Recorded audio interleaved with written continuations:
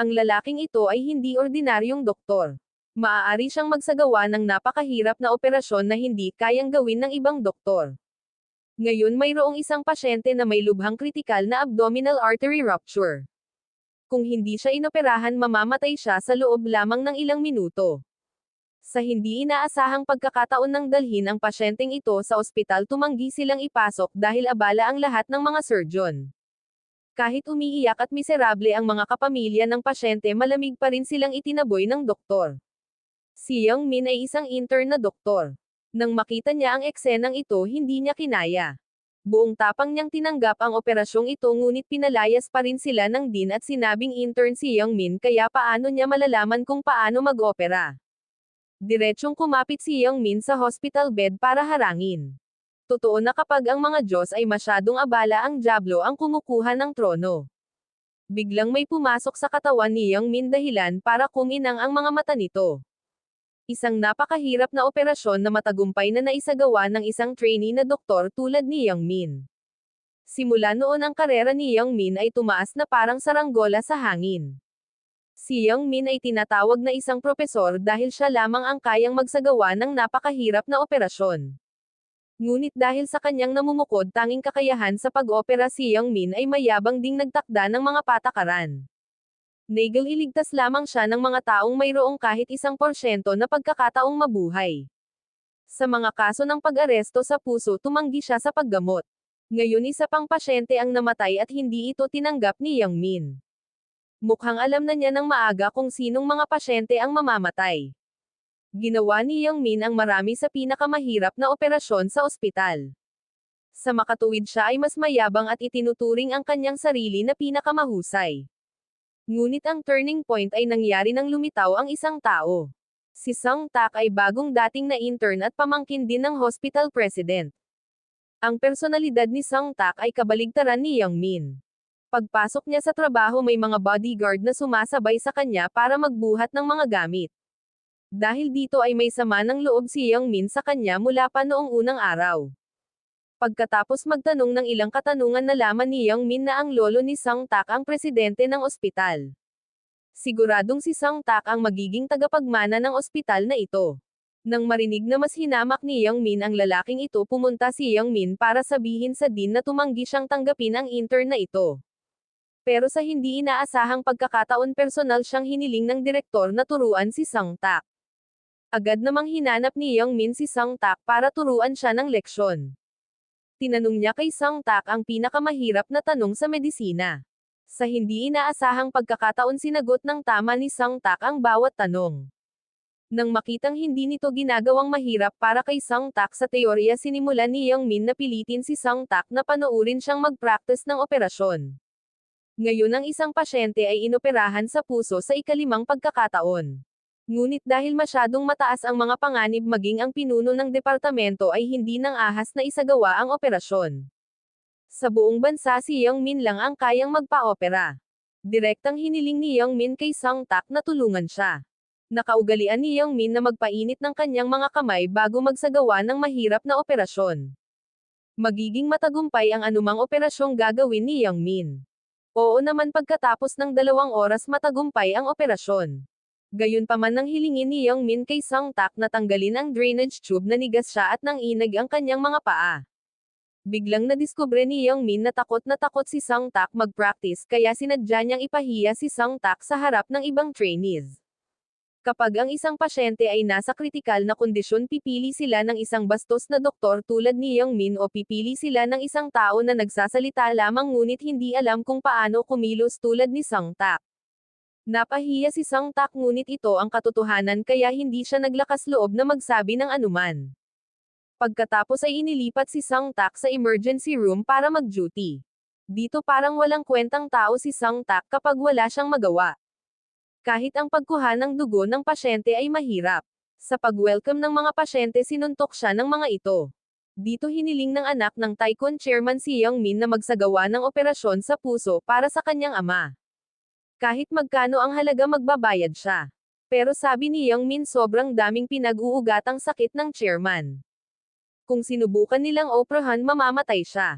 Sa hindi inaasahang pagkakataon iginiit ng anak na gawin ito ni Young Min. Ang tunay na layunin ng anak na ito ay ang hilingin na maoperahan ang kanyang ama at pagkatapos ay mamatay upang kunin ang yaman ng pamilya. Si Young Min ay dinala ni Jin So upang bisitahin ang ama ng kanyang chairman. Biglang napagtanto ni Young Min na ito pala ang ama ng kanyang dating manliligaw at dito rin lumitaw ang kanyang dating manliligaw na si Sejin. Isa rin siyang doktor na nag-aaral sa ibang bansa sa US. Ayaw pa rin ni Young Min na makipagkita sa kanyang dating kasintahan dahil sa nakaraan ay nakipaghiwalay ito sa kanya dahil sa sobrang kawawa. Dahil siya ay isang doktor, malinaw na naiintindihan ni Sejin na hindi maaaring operahan sa puso ang kanyang ama. Alam din iyon ni Young Min, ngunit gusto niyang ipakita sa kanya kung gaano siya kagaling ngayon. Kung ang isang doktor na tulad niya na nag-aral sa ibang bansa ay hindi maglakas loob na tanggapin ang operasyon, pagsisisihan niya itong iniwan siya. Bumalik agad si Young Min sa kwarto niya para kumuha ng blouse. Sa lalong madaling panahon nagsimula ang operasyon sa puso ng Pangulo. Dahil marami siyang pinagbabatayan na kondisyon sa kalusugan, kinailangan ni Young Min na subukan ang makakaya upang makipaglaban sa kamatayan. Alam niyang mabibigo ang operasyong ito, ngunit dahil gusto niyang patunayan ito sa kanyang dating kasintahan, ginawa niya ito kahit na ano. Upang maiwasang makatulog sa panahon ng proseso, kailangan niyang patuloy na sumigaw. Pagkatapos ng 10 oras matagumpay ang operasyon. Ngunit habang naghihintay na magising ang Pangulo, isang masamang balak ang isinagawa.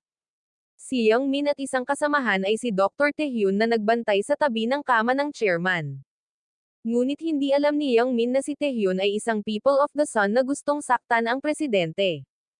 Biglang nakatanggap ng text message si Young Min mula sa kanyang ex-lover para makipagkita.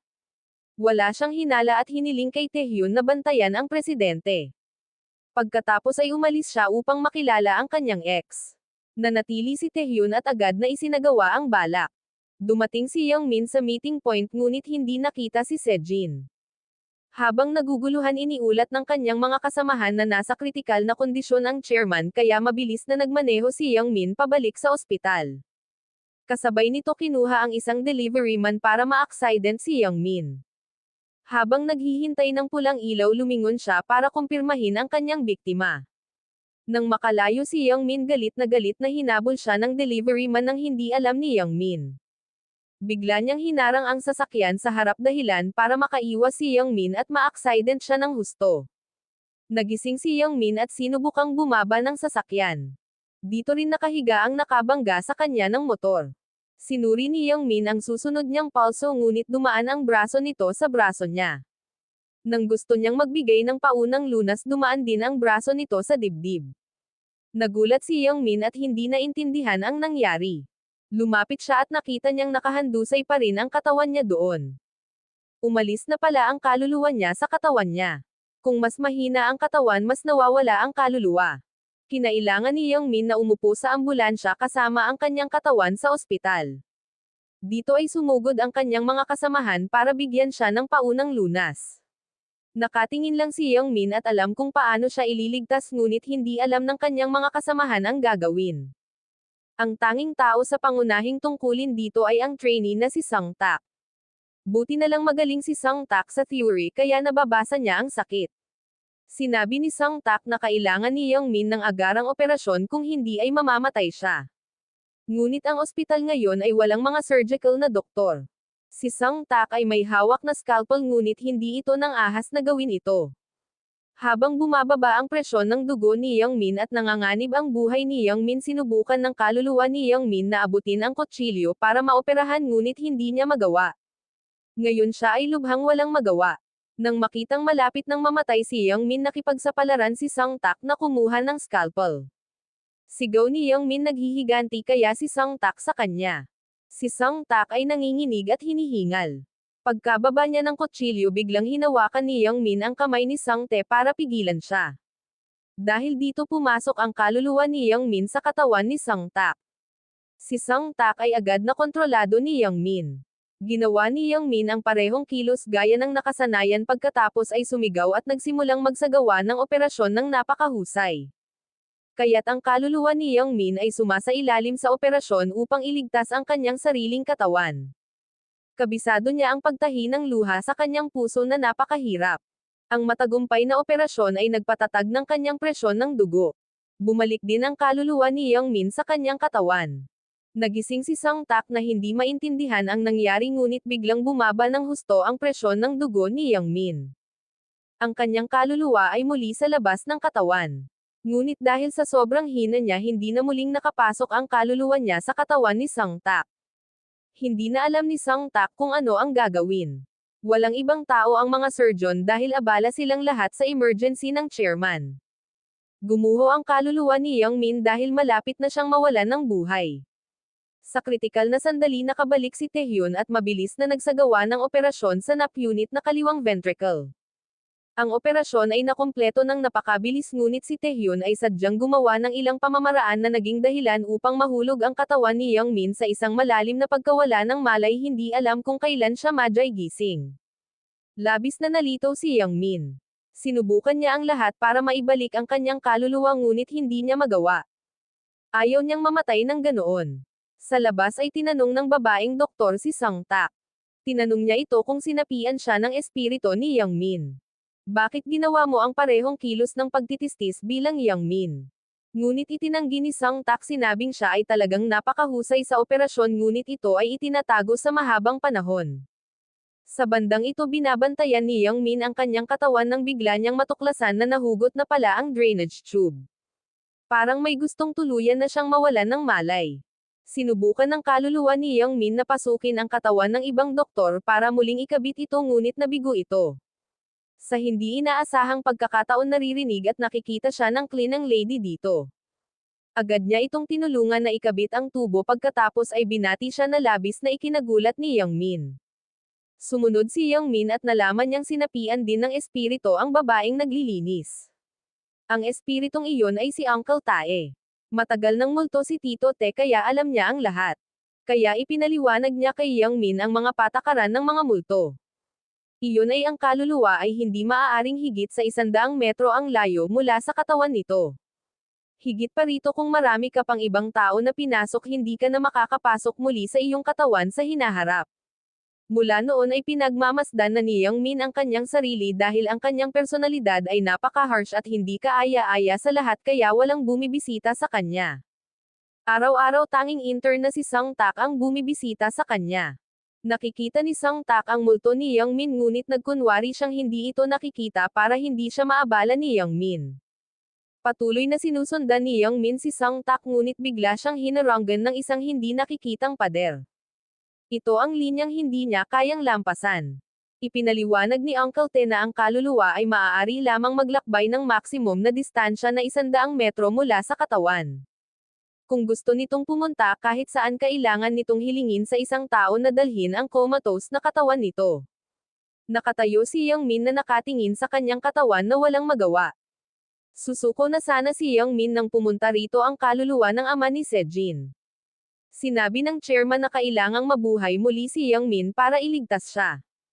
Tumakbo si Yang Min sa silid kung saan nakahiga ang chairman para malaman ang dahilan ngunit nang makarating siya sa pintuan nakasalubong niya si Sejin doon. Gustong bisitahin ni Sejin ang kanyang ama ngunit hindi siya pinapasok ng bodyguard ng kanyang kapatid. Ayaw ng kuya na pumasok si Sejin at iligtas ang ama sa paggising. Anyway gusto niyang mamatay ang kanyang ama para kunin ang mana. Hindi mabisita ni Sejin ang kanyang ama kaya kinailangan niyang umalis. Umupo siya at humagulgol dahil wala siyang magawa. Nakita siya ni Yang Min na umiiyak at biglang nakonsensya. Kaya pinasok niya ang kanyang kaluluwa sa katawan ni Sang Tak upang makita kung ano ang kalagayan ng chairman. Sa oras na ito isang emergency na kaso ang dinala at ang pasyente ay malubhang nasugatan sa tiyan. Kaya agad na ipinasok ni Sang Tak ang kanyang kamay sa tiyan ng pasyente at sa isang simpleng operasyon ipinakita niya ang paraan ng paggamot. Pagkatapos ay pinuntahan niya si Tio Tet upang tanungin kung paano takasan ang kaluluwa mula sa katawan. Dito ipinakita ni Uncle Tet kay Yang Min kung paano pakakawalan ang kanyang kaluluwa sa katawan ni Sang Tak. Muli hindi naalala ni Sang Tak ang nangyari. Sinabi ng babaeng kasamahan kay Sang Tak na salamat sa kanyang kamakailang mga diagnosis na iligtas ang buhay ng pasyente. Hindi niya maintindihan kung bakit biglang naging magaling si Sang Tak. Sa gilid na ito pumasok si Young Min sa silid ng ospital upang bisitahin ang chairman at ang kaluluwa ng chairman ay umupo rin sa tabi niya. Sa sandaling ito pumasok ang walang utang na loob na anak. Sinumpa niya ang kanyang ama sa pagiging napakatanga. Kung nakinig si tatay kay daughter ay hindi na operahan buhay pa sana siya. Laking gulat ng dalawang kaluluwa nang matuklasan na ang anak pala ang nanakit sa ama. Pagkatapos ay umakyat si Jin Sok upang salubungin ang direktor ng ospital. Nagtulungan pala silang magdirek na mag-iniksyon ng droga para mapahamak ang chairman at kasabay nito inayos ang isang delivery man para ma-accident si Young Min para hindi na ito makabalik sa oras para iligtas ang chairman. Kasabay nito dinala ni Tae Hyun ang taong pumatay sa Pangulo ang kanyang mga kasamahan upang suriin si Young Min. Dahil siya ay nasa isang malalim na pagkawala ng malay si Young Min ay inilipat sa isang espesyal na silid. Narito ang lahat ng mga pasyente na walang pagkakataong gumaling. Sabi ni Tae Hyun ito ang mga pasyenteng inabandona ni Young Min noong nakaraan dahil wala silang pagkakataong mabuhay. Sa hindi inaasahang pagkakataon kailangan ding humiga si Young Min balang araw. Napatigil si Young Min sa mga salitang iyon. Bigla niyang na-realize na dati masama talaga sa kanya na iwanan ang kanyang mga pasyente. Nagulat siya at lumingon para makita ang mga kaluluwa ng mga pasyenteng ito dito. Parang kinasusuklaman siya ng mga multong ito. Labis na panghihinayang ang naramdaman ni Young Min sa pagtanggi nitong tretuhin sila noon. Kaya't sa tuwing makakakita siya ng malubhang na sugatan na pasyente na nangangailangan ng agarang operasyon hindi maiwasan ni Young Min na hiramin ang katawan ni Song Tak na may kumpiyansa na nagtuturo sa mga nakatataas na doktor. Pagkatapos ng bawat matagumpay na operasyon si Song Tak ay naging isang bayani na hinahangaan ng maraming trainees. Simula noon naramdaman ni Song Tak na may kakaiba sa kanya. Kaya sinuri niya ang mga surveillance camera at pagkatapos ay ginamit ang kanyang kapangyarihan para hilingin sa seguridad na tanggalin ang lahat ng mga video na iyon. Dahil pagod na pagod siya sa maraming beses na pumasok ang kanyang kaluluwa sa kanyang katawan nagpahinga si Song Tak sa trabaho at nanatili sa bahay para maglaro. Sa hindi inaasahang pagkakataon may malaking nangyari sa ospital noong araw na iyon. Inilipat sa ibang lugar ang katawan ni Young Min. Mabilis siyang tumakbo pabalik sa silid upang hanapin ang mga doktor na nakatayo sa paligid. Nagmamadaling pinuntahan ni Young Min si Song Tak para ipasok ang kanyang kaluluwa sa katawan ni Song Tak ngunit hindi niya mahanap. Sa oras na ito nakilala ni Tae Hyun ang direktor at hiniling na manatili si Young Min ngunit hindi niya inaasahan na pag-alitan siya ng direktor. Sinabi ng direktor kay Taehyun na huwag kalimutan na siya ang nanakit kay Young Min para makakuha ng pagkapropesor at siya ang nagturok ng lason sa chairman noong araw na iyon para tulungan ang anak na saktan ang kanyang ama para maagaw ang kapalaran. Sa gilid na ito nag-aalala pa rin si Young Min na tumatakbo kung saan-saan para hanapin si Song Tak. Laking gulat niya nang makitang dinala ng Din ang bed cart. Sa sandaling ito dumating si Song Tak at palihim na itinulak ang kanyang katawan. Maya-maya dumating ang may bahay para tumulong sa pagtutulak sa kanya papasok ng elevator at sabay na pinahinto ang Din nang hinabol siya doon. Saglit itong itinulak ni Song Tak at nahuli siya ng direktor. Habang hindi alam kung paano ipapaliwanag si Sejin ay dumating hindi niya pinahintulutan ang sinuman na hawakan si Young Min. Dumating si Direk Han upang hanapin ang kanyang ina at nalaman na si Sejin ang tagapag-alaga ni Young Min. Galit niyang sinabi na simula nang pumasok sa trabaho ang kanyang nakababatang kapatid na si Song Tak nagkagulo na ang ospital ngunit inutusan pa rin ng kanyang ina si Direk Han na tulungan ang kanyang nakababatang kapatid. Maya-maya si Sejin ay nasa tabi ng kama ni Young Min. Nagsisi siya na iniwan siya sa nakaraan. Biglang napagtanto ni Young Min na mahal niya pa rin siya. Sinundan niya ito ngunit sa huli ay pinigilan siya ng 100 sa hangganan. Labis na nalungkot si Young Min. Sa sandaling ito dumaan si Song Tak. Kaya hiniram niya ang katawan ni Song Tak para sugurin ang dating kasintahan. Dahil hindi niya ito makita kinuha niya ang sasakyan at pinaandar ito. Noong araw na iyon buong araw na nagmamaneho si Young Min hanggang gabi sa anyo ni Song Tak. Sa kasamaang palad habang naglalakad sa kalye hindi sinasadyang nabangga niya ang isang babae dahilan para maalis ang kanyang kaluluwa sa katawan. Dahil kung lumayo siya ng higit sa 100 metro mula sa kanyang katawan ang kanyang kaluluwa ay maglalaho at mamamatay. Kaya mabilis na nakiusap si Young Min kay Song Tak na iligtas siya. Ngunit binigyang pansin lamang ni Song Tak ang babaeng nahimatay. Para bang mayroon siyang napakalubhang sakit. Malapit nang mawala ang dalawang kamay ni Yang Min. Kung ipagpapatuloy niya ito mamamatay siya sa loob lamang ng ilang segundo. Biglang sinabi ni Song Tak kay Yang Min na pumasok sa kanyang katawan para iligtas ang pasyenteng ito. Pagkatapos ay inabot ni Song Tak ang kanyang kamay kay Yang Min. Mabilis na hinawakan ni Yang Min ang kanyang kamay upang ipasok ang kanyang kaluluwa sa katawan ni Song Tak. Dahil doon napanatili ni Yang Min ang kanyang kaluluwa. Pagkatapos mag-merge kinokontrol ni Yang Min ang katawan ni Song Tak para i-sterilize ang mga kubyertos. Pagkatapos ay mag-iniksyon ng dugo mula sa nerve tumor sa gitna mismo ng kalye na tumutulong sa pasyente na malampasan ang kritikal na kondisyon sa oras. Dinala ang babae sa emergency hospital. Namangha si Taehyun na kaya ni Song Tak ang sitwasyong ito. Bukod dito sa gitna ng kalsada kulang ang mga kagamitang medikal. Parami ng parami ang mga kasamahan na humahanga kay Song Tak. Ang pagkawala ng malay ni Yang Min ay naging sanhi ng kawalan ng mabubuting doktor sa ospital. Kaya ang mga seryosong pasyente ay naantala din sa kanilang mga schedule ng operasyon. Kabilang sa mga kaso ay isang bata na may kasaysayan ng pinagbabatayan ng mga medikal na kondisyon na ang kalusugan ay napakahina na walang ibang mga doktor na nang-ahas na magsagawa ng operasyon.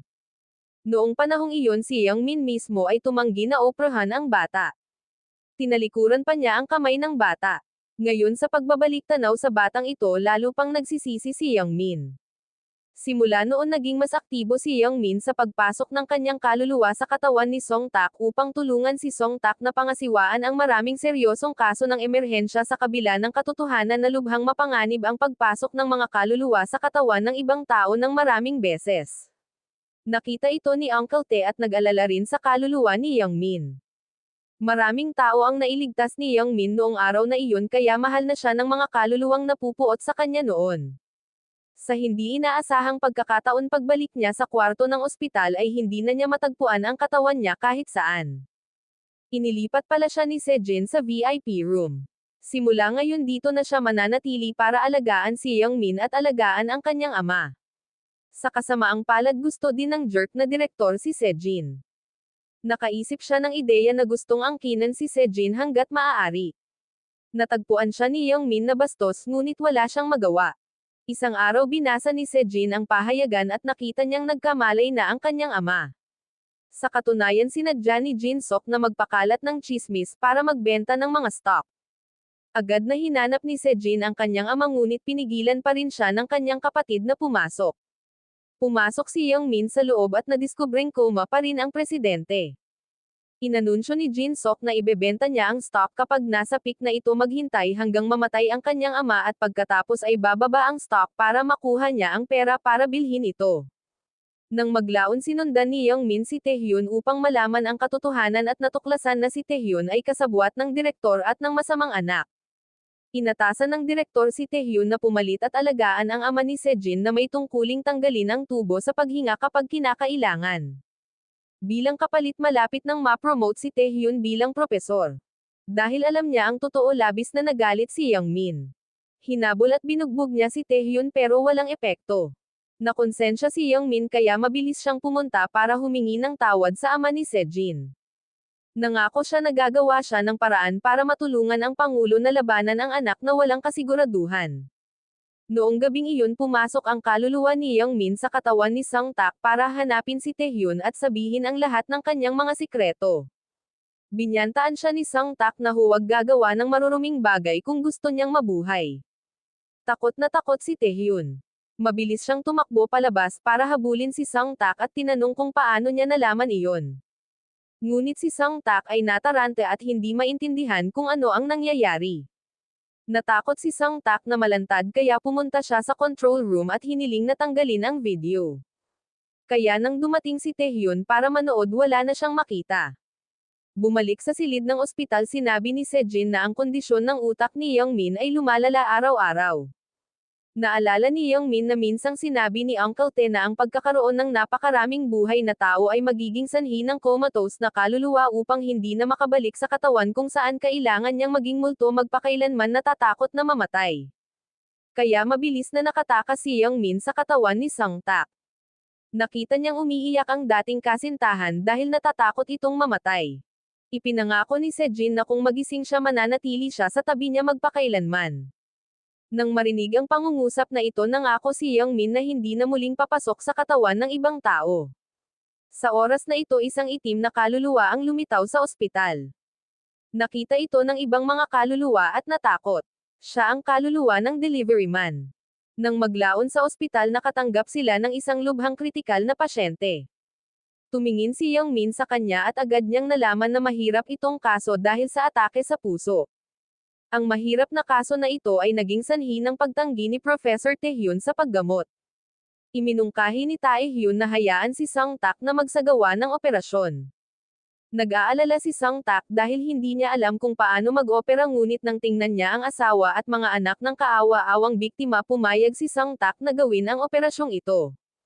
Inutusan niya ang pasyente na mabilis na dalhin sa operating room sa katunayan sa kaluluwa ni Young Min upang makapasok sa kanyang katawan. Pero nanumpa lang si Young Min kay Sejin kaya hindi na niya magagawa yon. Kaya naman kinailangan ni Sang-tak ang mismong operasyon.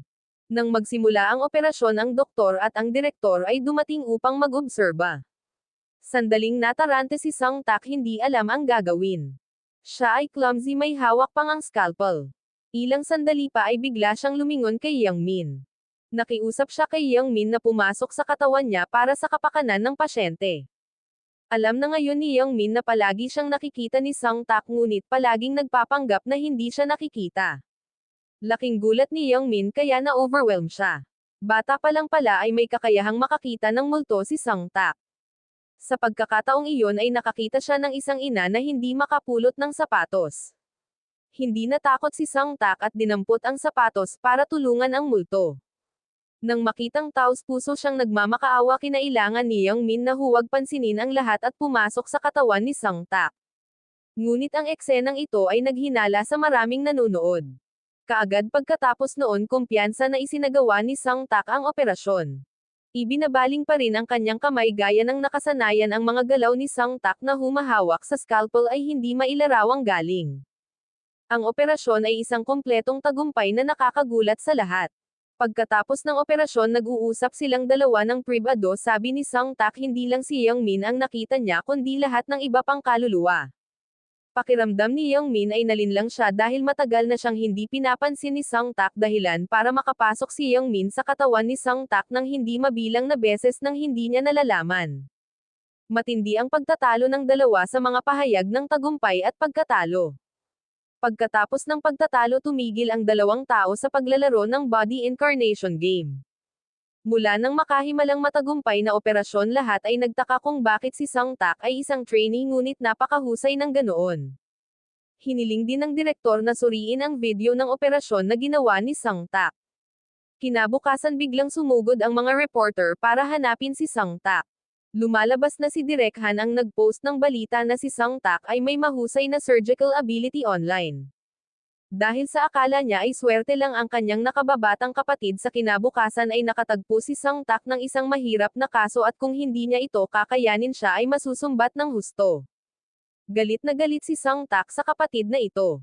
Nag-aagawan pala ang magkapatid para sa mana.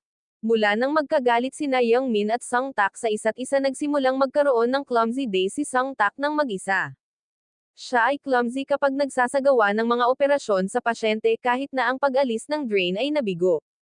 Nakita ni Young Min ngunit tumanggi siyang tumulong. Kaya hindi nasisiyahan si Sang-tak ay nagpa siya na maghiganti. Binuksan niya ang bintana at itinapon ang best ni Young Min. Kahit anong pakiusap ni Young Min ibinaba pa rin ni Sang-tak ang vest sa kalye. Ang dalawang tao ay higit na napupuot sa isa't isa sa bawat araw. Sa oras na ito lalong lumakas ang itim na kaluluwa ng delivery man. Laging sinusundan ng taong ito si Young Min at wala siyang alam. Para naman kay Sejin araw-araw niyang sinubukang dalhin sa mga bodyguard ang pagkain na allergic ang kanyang ama at sumagot sila na nakain na niya ito. Matapos marinig ito agad na nalaman ni Sejin na hindi pa nagising ang kanyang ama.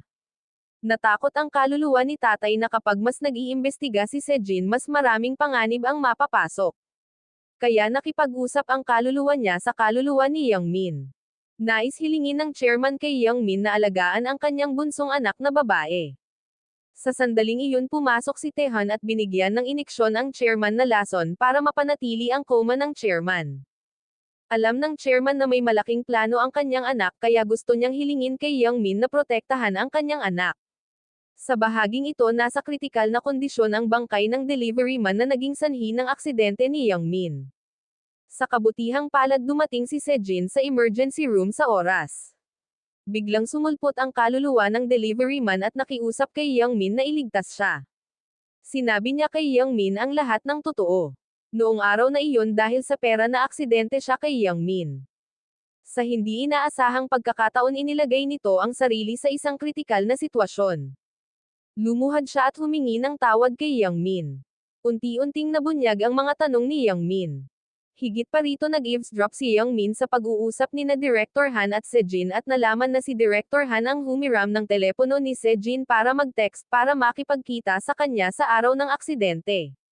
Sa makatuwid dapat imbestigahan at paalang-sala ni Youngmin ang kanyang sarili. Narito ang batang may malubhang karamdaman ay nagmamakaawa kay Sung Tak para sa operasyon. Si Sung Tak ay labis na nalulungkot ngunit hindi niya magawa iyon. Tanging si Youngmin lang ang makakagawa ng mahirap na kaso ngayon. Tumakbo ang bata para yakapin ang kanyang ina at umiyak na lalong nagpalungkot kay Sung Tak. Kaya't natagpuan niya si Youngmin at gusto niyang makapasok ang kaluluwa ni Youngmin sa kanyang katawan at ooperahan ni Youngmin ang bata at tutulungan ni Sung Tak si Youngmin na imbestigahan ang katotohanan ng kanyang aksidente. Mabilis na nagkasundo ang dalawa at pumayag na magtulungan. Sa sandaling ito mayroong isang emergency na pasyente ngunit patuloy siyang pinapagalitan ng asawa. Nagtungo pala sa bundok ang biktima para makipagrelasyon at natamba. Nang makitang magulo ang kasong ito nagkusa si Youngmin na umalis. Ngunit ang handgal na si Sung Tak ay sadyang gustong pumasok sa kaluluwa ni Youngmin at pumunta para iligtas ang mga tao. Ngunit dahil dito hinawakan ni Mrs. ang kanyang buhok. Sa oras na ito ang pasyente ay walang malay at nangangailangan ng emerhensyang paggamot. Agad na inilabas ng lahat ang asawa para makapagtrabaho si Youngmin. Matagumpay na napagaling ng napakatalino na Youngmin ang pasyente. Pagkatapos ng operasyon dinala ang pasyente sa recovery room. Sa hindi inaasahang pagkakataon pumunta rito ang asawa ng manliligaw para maghiganti. Napakatalino ni Youngmin at mabilis na nakalabas sa katawan ni Sung Tak bilang doktor na nagligtas sa lalaking iyon. Kaya pinalo si Sung Tak. Pagkatapos ng masasakit na insidenteng ito muling nagalit si Sung Tak kay Youngmin. Sa hindi inaasahang pagkakataon ang eksenang ito ay na-record ng camera at nakita ito ng direktor. Hiniling niya sa security guard na padalhan siya ng mga video tungkol kay Sung Tak araw-araw. Sa oras na ito may isang batang babae sa labas na umiiyak ng mapait humihiling na bawasan ang bayarin sa ospital ng kanyang kapatid. Siya ang kapatid ng delivery man. Upang kumita ng pera para sa mga bayarin sa medikal ng kanyang kapatid kailangan niyang magtrabaho hanggang sa siya ay mapagod. Nangako ang delivery man kay Youngmin na kung magising siya magiging saksi siya sa aksidente ni Youngmin. Isa itong pagkakataon para ilantad ni Youngmin ang plot ng direktor. Pero bago pa man magawa ni Youngmin sinimulan na ng direktor ang panliligaw kay Sejin. Lumalabas na maraming taon na ang nakalipas talagang nagustuhan niya si Sejin. Namangha ang direktor nang makita siyang kumukuha ng butil ng bigas sa kanyang buhok at kinakain. Nang hapong iyon nagdala siya ng pagkain para manligaw kay Sejin ngunit nakita niyang nakapatong ang ulo niya kay Youngmin. Ang lunchbox ay kailangang itapon sa basurahan. Ngayong nakoma na niya si Youngmin dapat ay kanya na si Sejin. Kasabay nito niloko ni Sung Tak si Taehyun na pumunta sa ibang lugar para mapalitan niya si Taehyun at maturukan ng gamot ang presidente. Nagkunwaring nalilito si Sung Tak kaya hindi pinansin ang dalawang bodyguard at matagumpay na nakalusot si Sejin sa silid ng ospital. Nang lumabas ang security guard pumasok si Sejin para makita ang kanyang ama. Ang makita ang kanyang ama na hindi gumagalaw at haggard sa kama ay labis na nakakadurog ng puso. Ngayon ay sigurado na siya na sinaktan ng kanyang masamang kapatid ang kanyang ama. Ilang sandali pa lumabas si Sejin na ikinagulat ng dalawang bodyguard. Sinabi niya na kung ayaw nilang mawalan ng trabaho dapat nilang ilihim ito at sa susunod ay huwag na siyang pigilan sa pagpasok.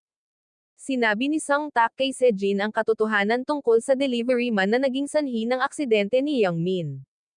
Kaya nagpasya si Sejin na siya na ang bahala sa paggagamot sa delivery man. Ngayon ang araw na inooperahan ang batang may malubhang karamdaman. Dinala ni Sang Tak ang bata sa operating room. Sa pagkakataong ito ay sumunod din si Young Min ngunit sa hindi inaasahang pagkakataon ay naharang siya ng limitadong pader. Habang nagsimula ang operasyon si Sang Tak ay nalilito at hindi alam kung ano ang gagawin. Ito ay lumabas na sa oras na ito ay kinukuha ang katawan ni Young Min para sa isang scan na naging sanhi ng kanyang katawan na lumampas sa 100 mem limit sa operating room. Si Taehyun ang mamamahala sa operasyong ito at si Sang Tak ang magiging katulong. Ngunit hindi pa niya napasok ang kaluluwa ni Young Min sa kanyang katawan kaya labis siyang nag-aalala. Nahulog niya ang electric knife pagkatapos ay hindi sinasadyang nahawakan niya ang kanyang kamay sa lupa. Bilang resulta siya ay pinalayas at na-disinfect bago siya pinayagang makapasok. Nang kritikal ang sitwasyon mabilis na pinuntahan ni Young Min ang mga kaluluwa ni Uncle Tae. Dito pumayag na tumulong si Tio Te sa larawan ng babaeng naglilinis. Pumunta siya sa imaging room para kunin ang katawan nito. Dahil doon nakalapit si Young Min sa operating room. Sa panig na ito si Sang Tak ay clumsy at palagi ang pinapagalitan. Agad na nagpakita si Young Min dito sa kritikal na sandali. Ang kaluluwa ni Young Min ay nagsimulang pumasok sa katawan ni Sang Tak. Agad na nagbago si Sang Tak at nagsagawa ng napakahusay na operasyon. Dahil doon ay nagsimulang maguluhan si Taehyun. Ni hindi niya magawa ang mga pangunahing hakbang. Kaya hiniling ni Sang Tak kay Taehyun na manatili para magawa niya ito.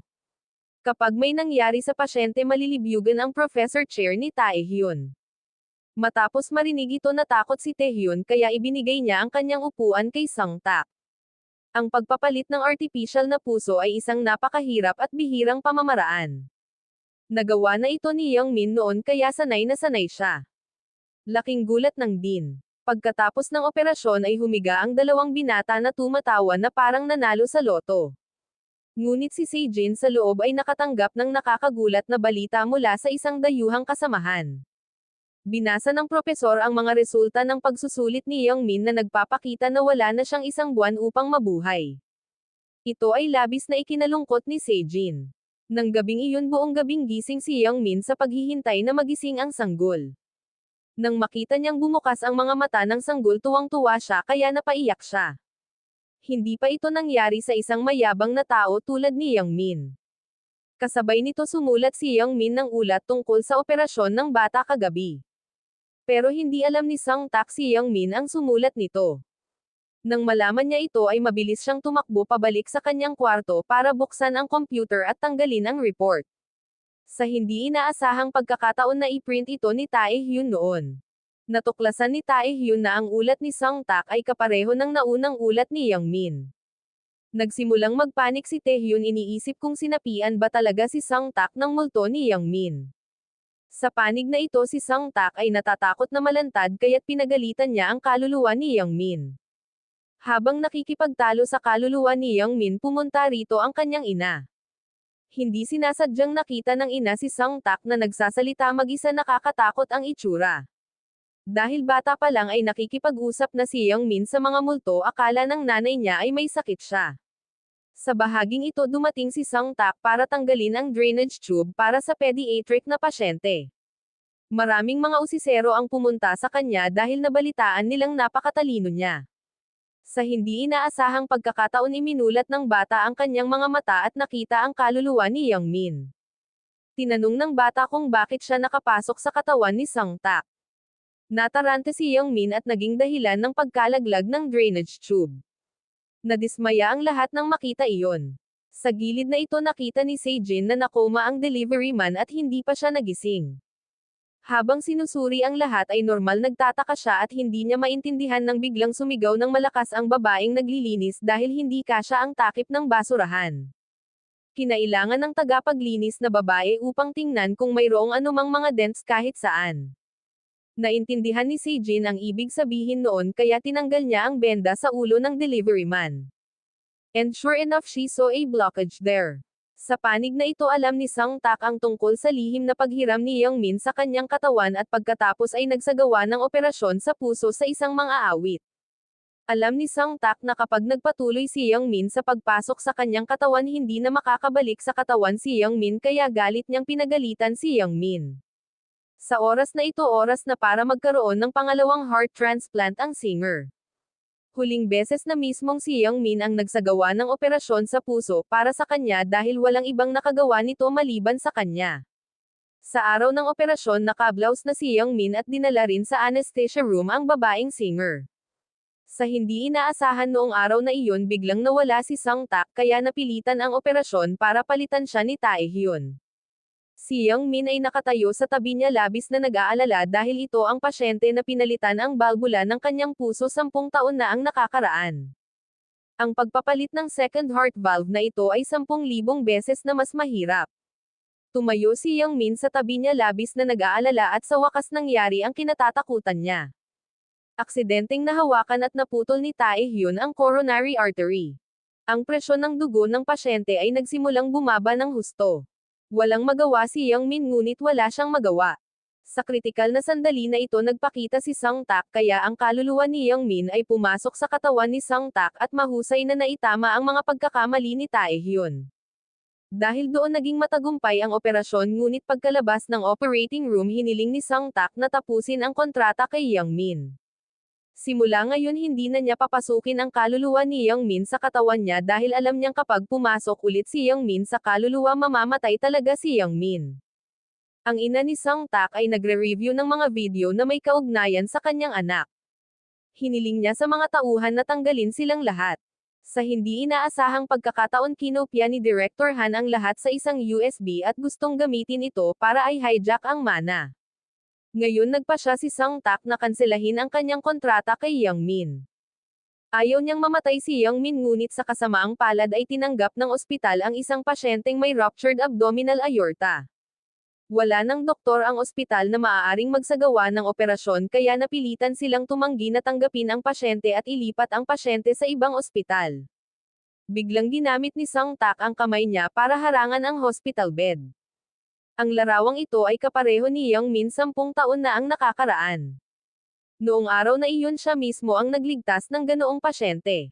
Sa oras na ito pareho ang iniisip ni na Yang Min at Sang Tak na magsagawa ng operasyon upang matulungan ang pasyenteng ito. Kung tungkol sa mga kahihinatnan kakalkulahin nila sa ibang pagkakataon. Dahil alam ni Yang Min na kailangan niyang mamatay sa madaling panahon gusto niyang gamitin ang kaunting oras na natitira niya para iligtas ang mga tao. Matapos nilang matagumpay na maoperahan ang pasyente inihayag ni Sejin na nagkamalay na rin ang naghatid. Umaasa si Yang Min na sasabihin niya ang buong katotohanan parehong inilantad ang mga krimen ng direktor at pinawalang sala si Yang Min. Sa hindi inaasahan hindi niya naalala ang nakaraang kontrata. Galit na galit si Yang Min.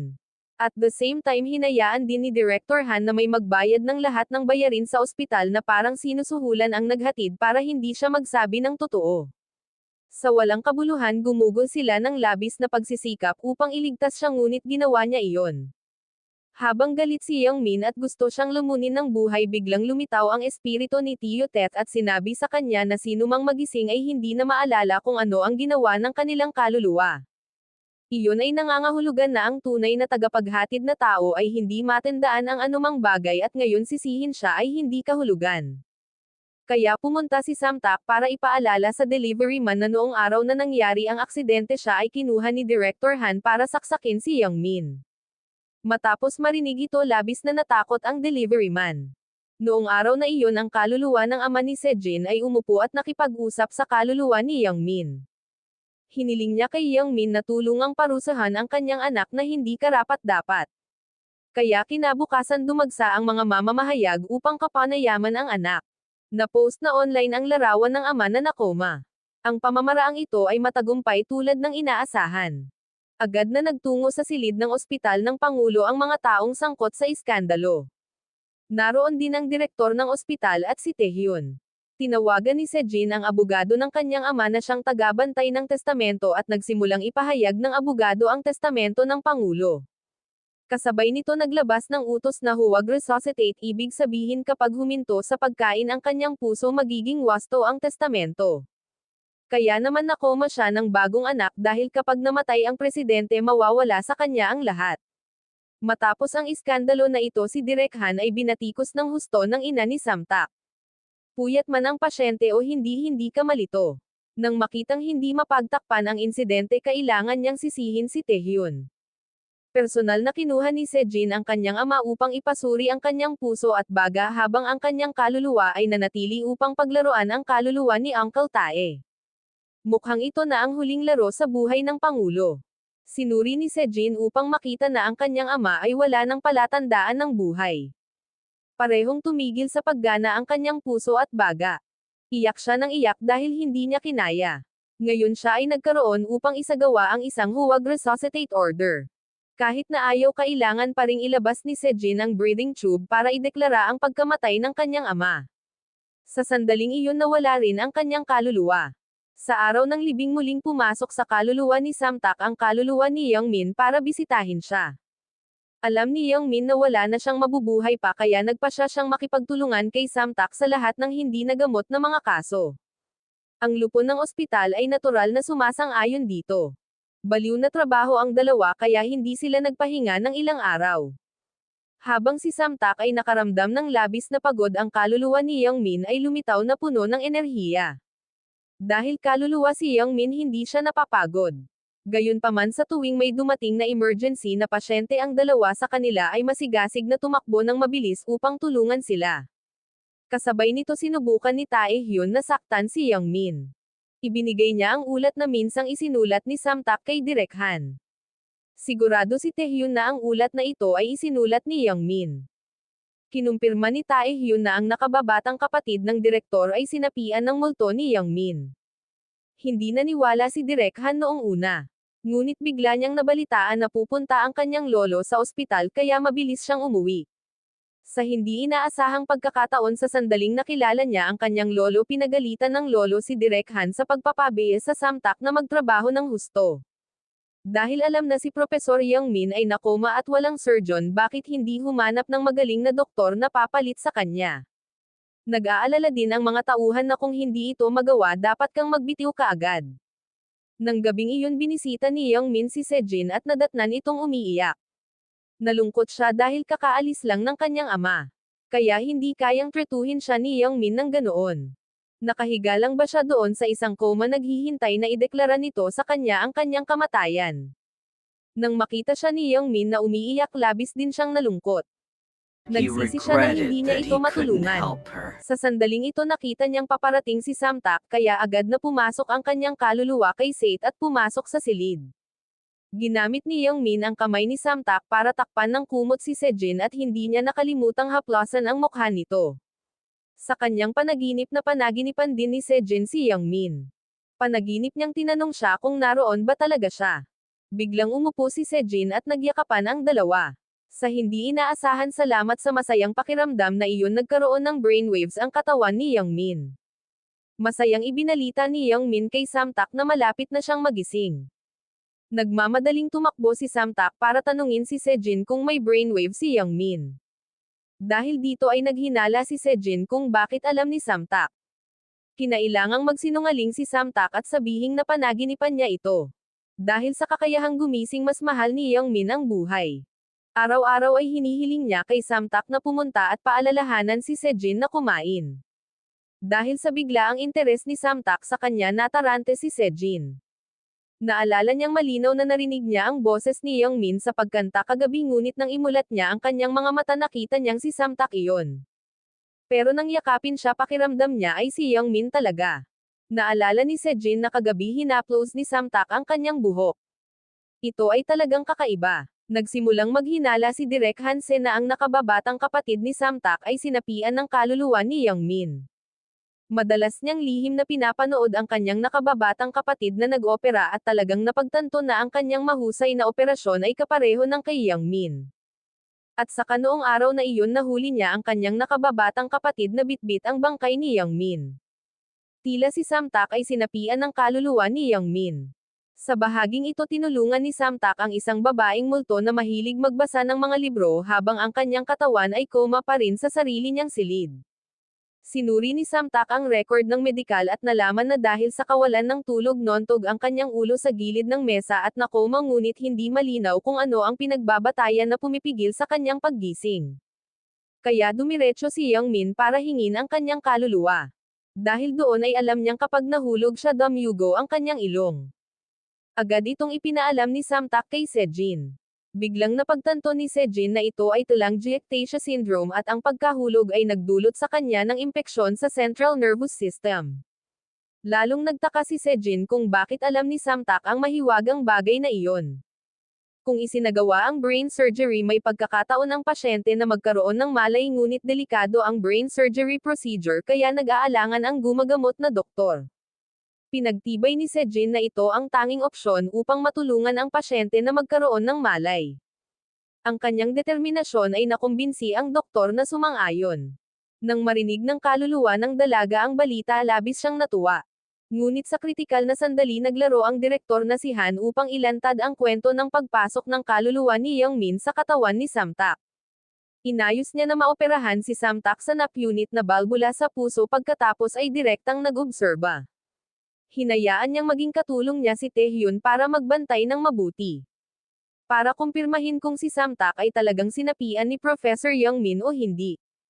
Pinaikot pa rin ni Young Min ang kanyang palso bago ang operasyon gaya ng dati. Ang bawat operasyon ay napakahusay lalo na ang ugali ng paggamit ng kaliwang kamay sa pananahi. Inamin ni Taehyun na ang lahat ng mga operasyon ay ginawang pareho walang pagkakaiba. Labis ding nagulat ang direktor sa labas. At para makasigurado ay tinawagan niya si Sejin para gumawa ng distraction. Sinadya ni Taehyun ang tanong na si Young Min lang ang nakakaalam. Walang kamalay-malay na sinagot si Samtak kaya inilantad ang kanyang pagkakakilanlan. Nang matuklasan ni Young Min na nakaset up na siya huli na ang lahat. Ngayon alam na nila na pumasok sa Samtak ang kaluluwa ni Young Min. Dahil alam niyang hindi niya ito may tatago kay Direk Han tapat na inamin ni Young Min na ang katawan ni Samtak ay kinokontrol ng kaluluwa ni Professor Young Min. Pero hindi ba si Young Min ang kanyang money printing machine? Kaya please masunurin na hintayin na magising si Young Min at huwag mo akong saktan. Alam kasi ng sikreto ni Direk Han at ng anak ni Taikon na si Young Min ang lahat. Hindi nakaimik si Direk Han at walang masabi. Batang Min sa anyo ng Samtak masayang umalis. Pagkatapos ng pag-uusap na iyon si Direk Han ay nagsimulang minumulto ng pagkakaroon ng mga multo. Kahit kausap ay hindi siya naglakas loob na magsalita dahil natatakot siyang nakikinig si Young Min. Sinabi rin ni Young Min kay Samtak na alam ni Direk Han ang lahat. Ipinagtapat ni Samtak na noong nakaraan ay naaksidente siya na muntik ng mamatay at mula noon ay bigla na lang siyang nagkaroon ng kakayahang makakita ng mga multo. Noong bata pa siya takot siya at tumakas. Pero nagkunwaring hindi nakita ni Samtak kaya okay lang. Gayunpaman sa pag-opera sa mga pasyente lumitaw ang kanilang mga kaluluwa at labis na natakot sa kanya. Kaya naman laging tinatalikuran ni Samtak ang surgical practice. Kaya naman siya ang laging umaasang magising si Young Min. Ang dalawang taong nag-uusap ay sa kasamaang palad ay narinig ni Direktor Han. Hinihintay na lumabas ng kwarto si Sejin habang abala sa telepono pumasok si Han at balak niyang tanggalin ang breathing tube ni Young Min.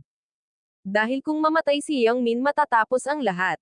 Wala nang makakapagbanta sa kanya.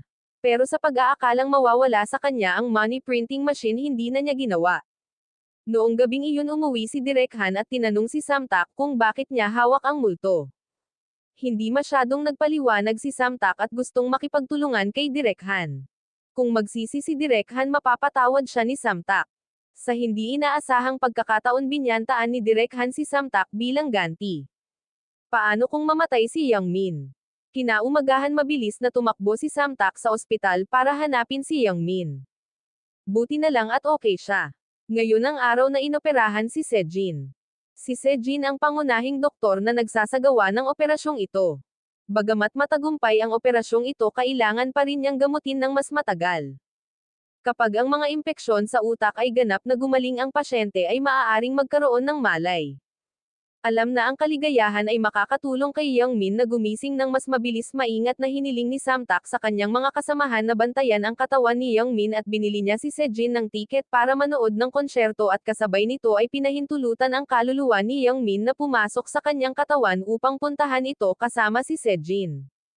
Kaya noong araw na iyon si Yang Min sa anyo nina Samtak at Sejin ay nanood ng isang konsyerto. Nang magkatabi ang dalawa biglang lumitaw ang mga alaala ng estudyante ni Sejin. Kahit mahirap ang sitwasyon palagi silang may isa't isa. Paglabas ng teatro curious na tinanong ni Sejin kung bakit pinili ni Samtak na maging surgeon. Sagot niya dahil minsan nangako siya sa isang babae na gagawin iyon at nagtrabaho siya bilang isang neurologist. Ang sagot na ito ay eksaktong katulad ng pangako sa pagitan nila ni Yang Min noong nakaraang araw. Biglang natigilan si Sejin. Hindi niya maintindihan kung bakit alam iyon ni Samtak. Simula noong araw na pumasok ang kaluluwa ni Yang Min sa katawan ni Samtak, maraming problema ang kanyang naranasan. Ang pediatric na pasyente na kanilang inoperahan ay biglang umalis ang kanyang kaluluwa sa kanyang katawan upang hanapin si Professor Yang Min. Walang malay ang katawan ng bata sa sahig at ginagamot ng isang babaeng nurse. Pagkasagasa ni Samtak, bigla niyang tinanong ang multo ni Professor Yang Min kung malapit lang siya. Ang tanong ay labis na ikinagulat nila. Hindi nila inaasahan na alam na niya ang tungkol sa pagkakaroon ng kaluluwa sa pagitan ni na Professor Yang Min at Samtak. Hindi man nakita ng nurse ang multo, confident siyang nagsalita. Dahil napansin niyang si Professor Yang Min lang ang nagpainit ng mga kamay niya bago ang operasyon. Bumalik silang dalawa para obserbahan ang bata at nadiskubre na kailangan niya ng isa pang operasyon para mapalitan ang posisyon ng artificial na balbula. Ngunit si Samtak ay isang intern kaya wala siyang autoridad na mamuno. Nanawagan siya sa ibang mga propesor na tanggapin ang operasyong ito. Sa hindi inaasahang pagkakataon, tumanggi silang lahat. Kahit sa ibang mga operasyon tinanggal nila ang pangalan ni Samtak sa ACAP. Ang lahat ng ito ay ginawa ni Direktor Han. Galit na galit si Samtak ngunit wala siyang magawa. Si Yang Min ay orihinal na may charity fund na nakatuon sa pagtulong sa pagbabayad ng mga bayarin sa ospital para sa mga operasyon sa puso na pinangangasiwaan niya. At ang batang ito ay kasama rin sa listahang iyon. Sinabi ng pinuno ng departamento na kung hindi maoperahan ang bata sa lalong madaling panahon, hindi ito magising. Lumapit siya para hilingin kay Direk Han na operahan ang bata. Ngunit ginamit ni Direk Han ang mga pribadong bagay para maghiganti. Ang lahat ng mga pasyente na namamahala sa Yang Min ay dapat na suspindihin ang medikal na pagsusuri. Tungkol naman sa pera ng pondo, diretso itong ililipat sa pondong pinangangasiwaan ni Director Han. Hindi naiwasang mabigla ang pinuno ng departamento. Paano niya ipagpapalit ang buhay ng pasyente sa pera? Kasabay nito tumakbo ang kaluluwa ng bata para yakapin ang kanyang ina, ngunit hindi niya magawa. Nang makita niya ang kanyang katawan sa kama, napaluha ang bata kaya hindi na nakayanan ni Samtak. Kaya nakipagtulungan siya sa dean at iba pang mga propesor para gumawa ng eksena para linlanggan si Direk Han. Nagbago ang lahat ng oras ng trabaho, naghihintay sa araw na operahan ang bata. Ngunit si Samtak lamang ang may walang laman na schedule. Kaya naman pinayagan si Samtak na pumasok sa operating room bilang katulong. Nakaupo sa labas si Direk Han at tinitingnan kung si Yang Min o si Samtak. Sa hindi inaasahan sa panahon ng operasyon, nanginginig ang kamay ni Samtak. Tila ang koneksyon sa pagitan ng kaluluwa at katawan ay hindi matatag na lubhang mapanganib para sa operasyon. Kinabahan din ang dean at si Director Han sa labas para sa kanya. Kinailangan ni Yang Min na alalahanin ang pangakong tutulungan ang batang ito na makabalik upang makitang muli ang kanyang ina. Ngunit sa hindi inaasahan, nangyari pa rin ang hindi pangkaraniwang bagay na ito. Napakahirap tapusin ang operasyon. Pagkatapos ng operasyon, mabilis na tumakbo palabas si Yang Min. Tinanong niya si Tio Teth kung bakit ngayon nang pumasok ang kaluluwa sa Samtak, patuloy siyang nagkakaroon ng mga problema. Ngunit hindi maintindihan ni Tio Teth kung bakit. Ang nakakapagtaka pa ay biglang naalala ni Samtak ang operasyon. Pero kanina nang pumasok ang kaluluwa ni Yang Min, wala siyang maalala. Malapit nang magising ang kaluluwa ng bata at agad na pinuntahan si Yang Min. Hiniling ng bata kay Yang Min na tulungan niya ang bata na magising. Nagising din si Yang Min kasama ang bata. Ang pahayag na ito ay tila dinudurog ang puso ni Yang Min na gustong-gusto ngunit hindi niya magawa. Magkayakap ang tiyo at pamangkin. Biglang nawala ang kaluluwa ng bata. Sinugod ni Young Min sa silid ng ospital at nagising ang sanggol. Pero ngayon si Samtak na lang ang nakikita at nahahawakan ng bata. At walang ingat na tinukso ni Samtak si Young Min. Umalis si Young Min na heartbroken. Galit na sigaw niya dahil gulay siya. Kaya kahit anong gawin niya si Samtak lang ang magmamana. Malungkot na bumalik si Young Min sa kanyang silid, nakita si Sejin na natutulog sa tabi ng kanyang katawan. Isa pang bagay na labis na nagpalungkot sa kanya. Napaluha si Young Min na parang bata. Bakit lahat ng tao ay miserable dahil sa kanya? Pinagalitan niya ang kanyang katawan upang magising na nagbabalak na humiga doon at pahirapan ang lahat kung gaano katagal. Sa labas narinig ni Samtak ang lahat. Heartbroken din siya para kay Young Min. Kinabukasan biglang bumalik sa ospital ang kapatid ni Sejin. Dumiretso siya sa kwarto ng ospital ni Young Min para makita si Sejin. Ang kaluluwa ni Young Min na nakatayo sa tabi niya ay nakarinig ng isang bagay na lubhang nakakabigla. Noon pala ay sadyang pinilit ng kanyang kapatid si Sejin na pumunta ng Amerika. Kung hindi baka may mabali siya sa braso ni Young Min. Noong araw na iyon kumuha siya ng isang grupo ng mga thug para bigyan ng babala si Young Min. Nagbanta sila na gagawing hindi maoperahan ang kamay ni Young Min. Ngayon pumunta na naman siya dito para manggulo. Nais niyang pilitin ang kanyang kapatid na babae na pumirma sa isang papel tumangging magmana ng ari-arian ng ama. Walang magawang pinanood ni Young Min si Sejin na nakikipaglaban sa kanyang masamang kapatid. Sa kabutihang palad tumakbo si Samtak doon sa oras. Pumasok ang kaluluwa ni Young Min sa katawan ni Samtak at hinawakan ang kwelyo ni Jinsuk. Pagkatapos ay sinuntok niya ng diretsyo sa mukha ang masamang kapatid na ito. Sa oras na ito lumitaw ang direktor ng ospital. Hinailan nila ang isa't isa pabalik sa silid upang ipagpatuloy ang pagtalakay sa mga planong pumatay ng mga tao. Gayunpaman nais ni Direk Han na umalis sa plano. Wala na siyang gustong gawin sa kapatid ni Sejin. Nang makita ito agad na nagbanta si Jinsuk na ibunyag ang ospital na ikinamatay ni Young Min at ng kanyang ama. Matapos marinig ito si Direk Han ay labis na natakot. Nalaman ni Uncle Tet ang dahilan ng ang kaluluwa ni Young Min ay pumasok sa katawan ni Song ay nagkaroon ng mga problema. Ang dahilan ay dahil bumuti na ang comatose na katawan ni Young Min. Kaya paminsan-minsan ay nagbabago ang kanyang kaluluwa upang bumalik sa kanyang katawan. Ngayon kung patuloy nilang papasukin ang ating mga kaluluwa sa ating mga katawan, ang mga kaluluwa ng dalawang tao ay maaabala. Sa makatuwid na pilitan si Young Min na itigil ang pagsasama kay Samtak. Sa makatuwid ang mga operasyon ay kailangang pansamantalang ipagpaliban. Nakikita iyon ni Samtak bilang isang doktor, ngunit kung hindi niya matulungan ang mga pasyente kung gayon ang buhay ay walang kabuluhan. Kaya nag-aral siya na parang baliw araw at gabi. Sa oras na ito nakilala ni Direk Han si Taehyun. Sinabi niya na ang isang pasyente na kagagaling lang ay biglang namatay sa magdamag. Paano kung ginamit niya ang ganitong paraan para harapin si Young Min? Kasabay nito pumunta si Samtak kay Sejin at ipinagtapat ang lahat. The actions that she felt familiar with him ay dahil pumasok si Young Min sa katawan ni Samtak. Napansin ni Young Min at mabilis na sumigaw na huminto. Kapag hindi siya tumigil papasok si Young Min sa katawan ni Samtak. Kinailangang umalis ni Samtak, iniwan si Sejin sa silid na labis na nalilito. Sa labas dalawang tao ang nagtalo sandali.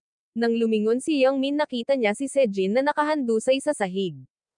Mabilis niyang ginamit ang katawan ni Samtak para buhatin si Sejin sa emergency room. Overworked pala at kulang sa tulog si Sejin kaya nahimatay siya.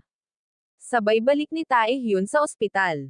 Ayon sa utos ni Director Han, papatayin niya si Young Min ngayon.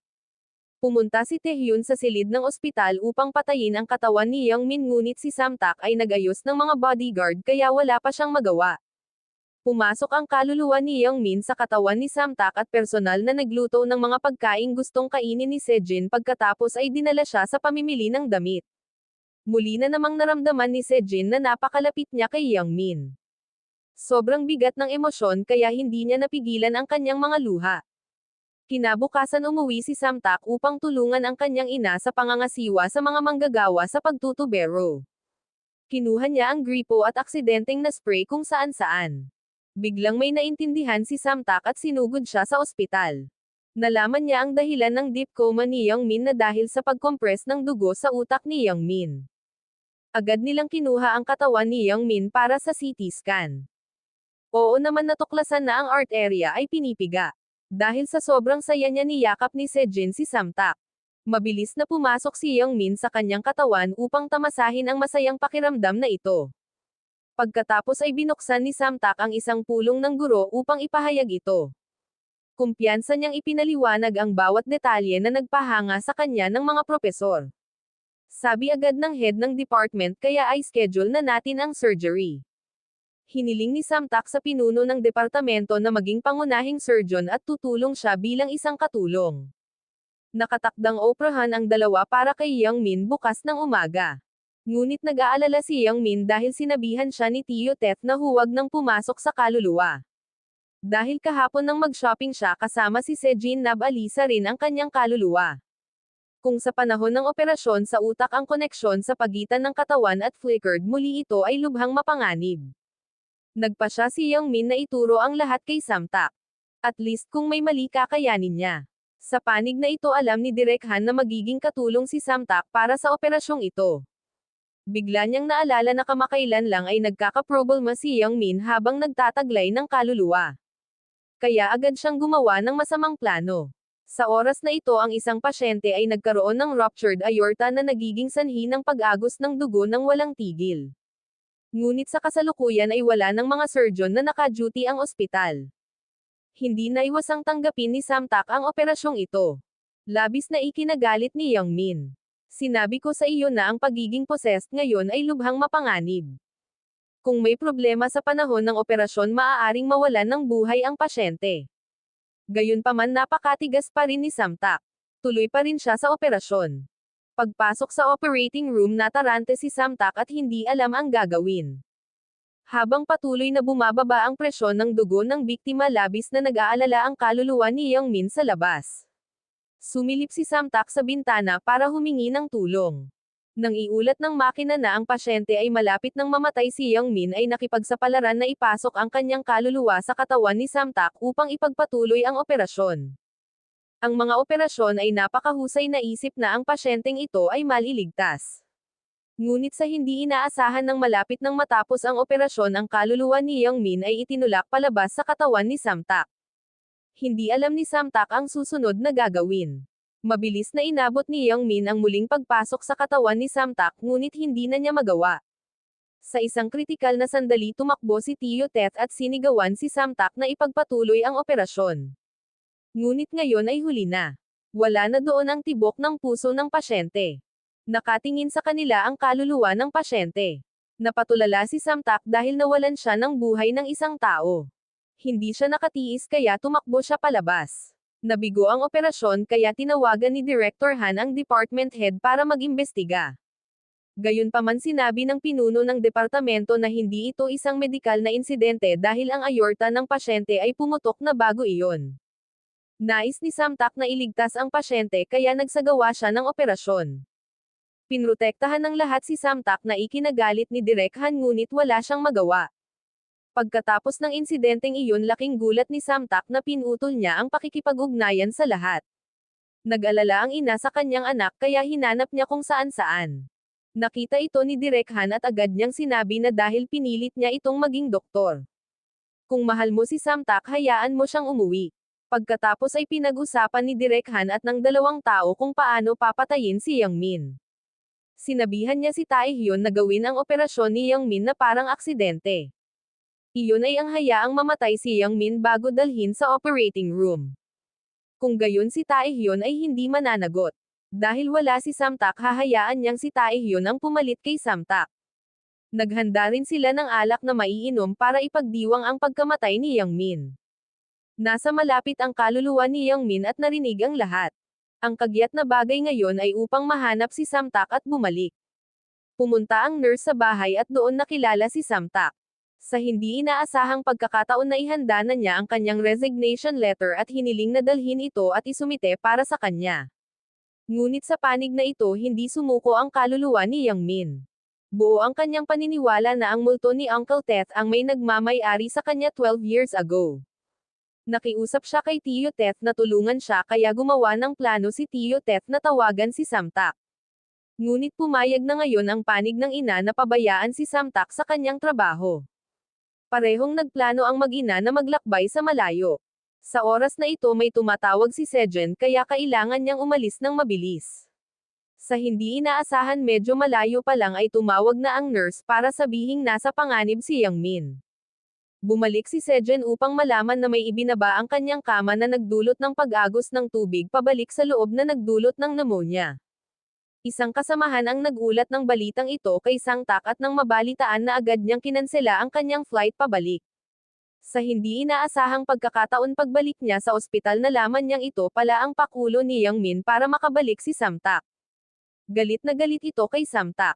Pag-uwi nakatanggap si Samtak ng text message na ipinagpaliban ang operasyon ni Yang Min nang walang katiyakan.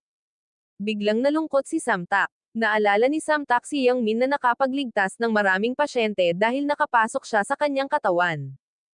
Kung mawawalan sila ng talentadong tulad ni Yang Min maraming pasyente ang hindi maliligtas. Sa hindi inaasahan kinabukasan sinabi sa kanya ng mga kasamahan na kailangang ilipat si Yang Min sa ospital. Matapos marinig ito nais ni Samtak na magmadaling bumalik sa ospital ngunit biglang sa tabi niya isang sanggol ang nahulog sa lupa na wala ng malay. Dumating ang din at nagtanong tungkol sa sakit ng sanggol mula sa ina. Biglang pumasok ang kaluluwa ni Tio Tet sa isang taong tumakbo para bumili ng mga kagamitan sa pangunang lunas. Nang maibalik niya ito ipinasok ni Tio Tet ang kanyang kaluluwa sa pinuno ng departamento upang bigyan ng paunang lunas ang bata. Salamat sa ilang maliliit na trick na ligtas ang bata sa oras. Napakagaling din pala ng doktor ni Uncle Tet. Nang matapos sumugod si Samtak para pigilan si Sejen na ilayo si Yang Min. Nangako siyang aawayin si Yang Min hanggang sa matapos ang lahat. Kinabukasan dinala ni Samtak ang lahat ng gamit niya sa ospital para manatili. Kumuha pa siya ng mga bodyguard para bantayan ang kwarto ni Samtak sa ospital kung sakaling may mangyaring masama.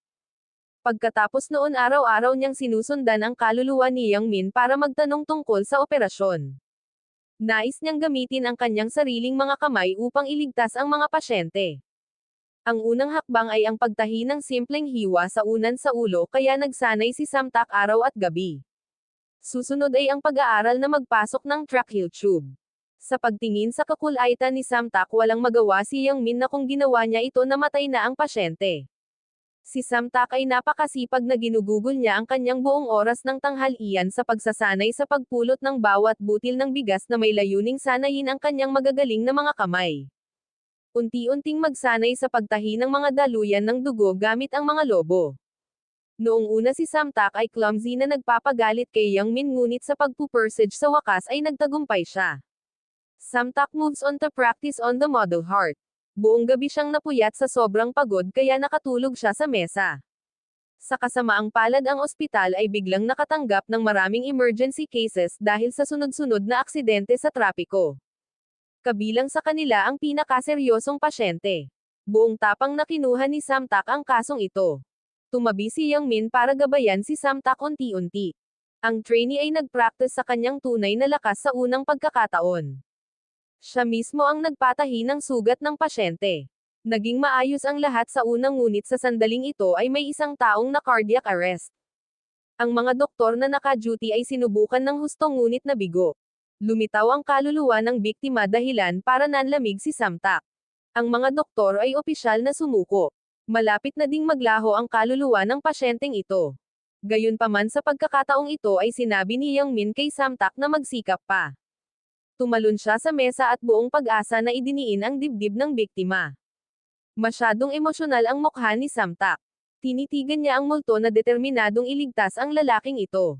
Nagulat ito sa lahat ng tao sa paligid. Napakabilis na wala ang kaluluwa ng biktima. Ang taong ito ay nagpakita muli ng mga palatandaan ng buhay. Nakahinga ng maluwag si Samtak.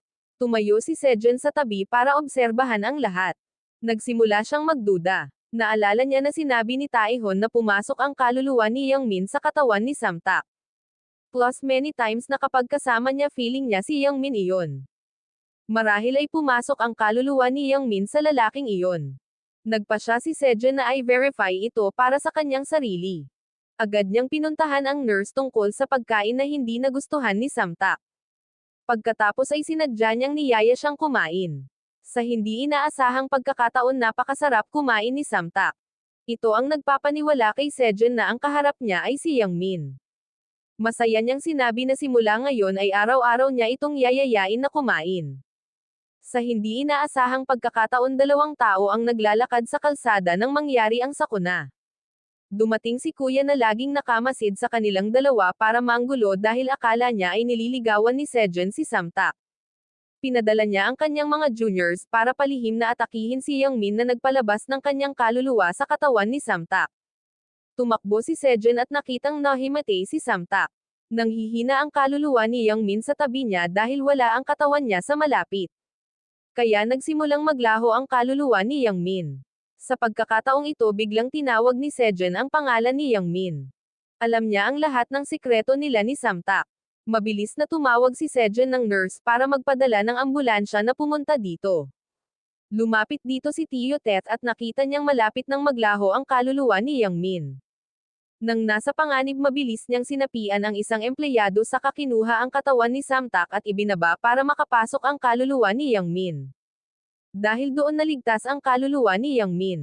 Pagsakay ni Yang Min sa sasakyan na pagtanto niyang alam na ni Sejun ang lahat. Tumingin siya kay Samtak nang may kasiyahan. Mula sa araw na iyon araw-araw nang nakangiti si Sejun. Para naman kay Yang Min araw-araw siyang pumupunta para hilingin kay Samtak na ihatid ang kanyang mga salita kay Sejun. Hiniram pa niya ang katawan ni Samtak para mag-lunch kasama si Sejun araw-araw. Nakita iyon ng kalaguyo ni Samtak at labis na nagseselos sinadyang sampelan ng malakas ang dalaga para itulak palabas ang kaluluwa ni Yang Min. Nagsimulang mag-away ang dalawang babae sa katawan ni Samtak. Nang makitang may mali nagsimula silang umupo at mag-usap. Maghahalinhinan ang dalawa sa pagmamahal kay Samtak. Sa mga kakaibang araw lang hihiramin ni Yang Min ang katawan ni Samtak para makipag-date kay Sejun. At sa tuwing humihiram ng katawan si Sejun hindi ito maaaring higit sa 2 oras. Nang tila naging maayos na ang lahat natuklasan ni Sejun na tumaas ang bilang ng white blood cell ni Yang Min. Pagkatapos kunin ang kanyang katawan para sa pagsusuri sinabi ni Sejun na ang bakterya na lumalaban sa droga ay napakabilis na kumakalat na nagiging mas malala ang pulmonya. Wala nang maaantala ngayon. Nagsagawa kaagad ng medical council meeting si Samtak. Sa pagkakataong ito ang sakit ay mas komplikado kaysa sa huling pagkakataon dahil bilang karagdagan sa operasyon ang impeksyon ay kasangkot din. Isang pagkakamali lang ay mawawalan na tayo ng buhay. Kung gagawin ang thoracic surgery ito ay ganap na malulutas. Ngunit 79% ng oras ito ay mabibigo. Kahit na ang pagbubukas ng bahagi ng leeg ay ligtas kakailanganin niyang magsuot ng tubo sa leeg sa natitirang bahagi ng kanyang buhay. Ang mga pang-araw-araw na gawain ay magiging napakahirap at ang tubo ay maaaring makabara anumang oras. Ang kaluluwa ni Yang Min at si Samtak ay lumabas para mag-usap ng pribado. Alam nila na kung magpapa-opera sila sa leeg may iligtas nila ang kanyang buhay. Ngunit nang maglaon nawalan din si Yang Min ng kakayahang magligtas ng mga tao.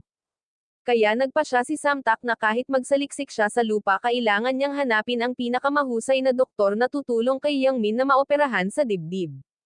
Tinawag niya ang lahat ng pinakamahusay na propesor. Pero dahil sikat na doktor si Yang Min walang nang ahas na magpagamot sa kanya. Kung may mali man magkakaroon sila ng reputasyon sa buhay. Dahil walang doktor na tumulong sa kanya sa pag-opera kaya pinakiusapan ni Yang Min si Samtak na makita si Taehyun. Kahit na alam niyang ilang beses na siyang gustong patayin ni Taehyun si Yang Min ay nakipagsapalaran at hiniling kay Taehyun na sumali sa surgery team. Nakilala rin ni Dr. An na ang kaharap niya ay kaluluwa ni Yang Min na pumapasok. Agad na pinuntahan ni Taehyun si Director Han para hilingin na operahan si Yang Min. Sa pagkakataong iyon papatayin niya si Yang Min gaya ng ipinangako. Masayang sumang-ayon dito si Direk Han at agad na isinagawa ang operasyon ni Yang Min. Ang pinuno ng departamento at ang pinakamahusay na mga doktor ay lahat dito nanunood. Pati si Director Han ay dumating para manood. Si Taehyun ang namamahala sa operasyon. Tumanggo siya kay Director Han. Tapos pumasok din si Samtak sa kwarto bilang katulong. Tumanggo ang dalawa hudyat na magsisimula na ang operasyon. Ngunit biglang lumipat sina Singtak at Taehyun na ikinagulat ng lahat sa labas. Pumasok ang kaluluwa ni Yang Min sa katawan ni Singtak. Gaya ng nakasanayan inikat niya ang kanyang pulso bago ang operasyon at kasabay nito inihayag ni Yang Min na baguhin ang nilalaman ng operasyon iyon ay upang baguhin mula sa pag-opera sa leeg bilang orihinal sa thoracic surgery. Nauna na pala si Taehyun sa office ni Yang Min. Napaupo si Taehyun habang umiiyak dahil pinagsisihan niya ang masasamang bagay na ginawa niya. Kaya naman nagtiwala si Yang Min sa kanya. Sabay silang kumilos para linlanggan si Director Han na pumayag silang magsagawa ng operasyon kay Yang Min.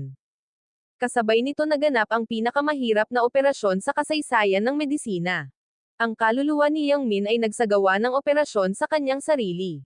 Gayunpaman hindi naging maayos ang lahat dahil sa insidente kung saan pumasok sa Singtak ang kaluluwa ni Yang Min. Nanginginig ang kanyang mga kamay at paa na naging sanhi ng pagtilamsik ng dugo. Ang mga tao sa labas ay labis ding nag-aalala. Dapat ay napakatapang ni Singtak na lumaban. Ang bawat surgical cut ay tumpak at maindayog kaya agad na naitama ang mga error. Kahit na nahihilo na ang kanyang katawan sinubukan pa rin ni Yang Min na tapusin ang operasyon hanggang sa natahina ang mahalagang bahagi. Biglang na-extract ang kaluluwa ni Yang Min sa katawan ni Singtak. Masyado nang mahina si Yang Min para ipasok ang kanyang kaluluwa sa katawan ni Singtak. Si Taehyun sana ang gagawa ng iba pero sa hindi inaasahang pagkakataon direktang hiniling ni Yang Min kay Singtak na gawin ito. Gusto niyang gamitin ang sarili niyang katawan para tulungan si Singtak na malumpasan ang kanyang takot pero katawan ito ni Yang Min kaya mabigat ang pressure sa balikat ni Singtak. Si Yang Min na katabi niya ay patuloy na hinihikayat si Singtak na kumalma at ginabayan siya sa lahat ng bagay. Maingat na ginawa ni Singtak ang lahat dahilan upang unti-unting maglaho ang kaluluwa ni Yang Min. Matapos makumplito ang sugat sa operasyon bumalik ang kaluluwa ni Yang Min sa kanyang katawan. Inihayag ng doktor na ang lahat ng mga tagapagpahiwatig ay matatag. Masaya ang lahat ng mga doktor ngunit si Direk Han lamang ang malungkot. Pagkatapos ng operasyon sinabi ng pinuno ng departamento kay Taehyun na maraming beses siyang inirekomenda ni Yang Min sa posisyon ng propesor ngunit hindi inaprubahan ni Direk Han dahil dinidiskrimina niya siya sa pag-aaral sa isang paaralan na walang reputasyon. Pinagalitan ni Director Han si Taehyun dahil hindi niya pinatay si Yang Min. Sinabi ni Taehyun na gusto niyang tabyusan ang kanyang mga pagkakamali at hindi na niya gustong mabuhay muli sa kasamaang iyon. Nang gabing iyon tinitingnan ni Singtak ang kanyang telepono at natuklasan ang isang video. Sa oras na iyon pumasok ang kaluluwa ni Yang Min sa kanyang katawan at itinala ito. Natatakot si Yang Min na sa kanyang paggising ay makalimutan niya ang lahat ng magagandang alaala noong siya ay kaluluwa lalo na ang minsang hiniram niya ang katawan ni Singtak. Isinalaysay ng video ang lahat ng detalyado noong si Yang Min ang kaluluwa sa loob ng 3 buwan. Sabay gising din ni Yang Min. Mabilis na tumakbo si Singtak para ipakita ang kanyang kagalakan. Gaya ng inaasahan walang maalala si Yang Min. Walang awang itinaboy si Singtak. Nagdala si Sejen ng mga bulaklak para ibigay pero nakalimutan ni Yang Min na nagkaayos na sila ni Sejen. Malupit niyang itinaboy si Sejen dahil iniwan siya nito noon. Narinig iyon ni Sejen at nalungkot. Umalis siya na may labis na kalungkutan. Kahit dumating si Singtak para tumulong sa pagpapalit ng bandage tumanggi si Yang Min dahil dati galit silang dalawa sa isa't isa. Ilang sandali pa dumating si Director Han para magtanong. Nang makitang nakalimutan na ni Yang Min ang lahat labis siyang natuwa. Biglang nasabi ni Yang Min na tuwang-tuwa siya bakit hindi niya inilabas ang bote ng alak noong nakaraang araw para uminom para mag-celebrate. Ikinwento ni Yang Min ang lahat ng krimen ni Director Han. Wala naman pala nakalimutan si Yang Min. Nang marinig iyon labis na nag-alala at natakot si Direk Han. Habang iniisip kung paano papatayin si Yang Min biglang tumawag ang pulis para hilingin kay Director Han na tumulong sa investigasyon. Sumuko na pala si Taehyun at nagbigay ng lahat ng ebidensya na sinaktan ni Direk Han at Jinsok ang pasyente. Natapos na ni Taehyun ang kanyang pagbabayad sala kaya napakapayapa niya. Inaresto rin ang kapatid ni Sejen dahil sa kanyang mga krimen. Kinabukasan nakalakad si Yang Min gamit ang mga tubo. Hindi pa siya nakakita ng ganito kagandang sikat ng araw. Habang romantiko dumating si Semtae para manggulo kaya nagtalo na naman ang dalawa. Namana ni Sejen ang lahat ng ari-arian ng kanyang ama. Ibinigay niya ang lahat sa charity at lumipat sa bahay ni Yang Min. Masayang nagyakapan ang dalawa. Kinabukasan pumasok agad si Yang Min sa trabaho. Palagi niyang sinisikap na gamutin ang pinakamahirap na kaso at kasama niya si Semte dahil ang kalusugan ng lahat ay mahalaga kaya huwag maghintay hanggang mawala ito upang pahalagahan ito. Dito nagtatapos ang pelikula. Kung sa tingin mo ay kawili-wili ito mangyaring mag-subscribe sa aking channel ng suporta.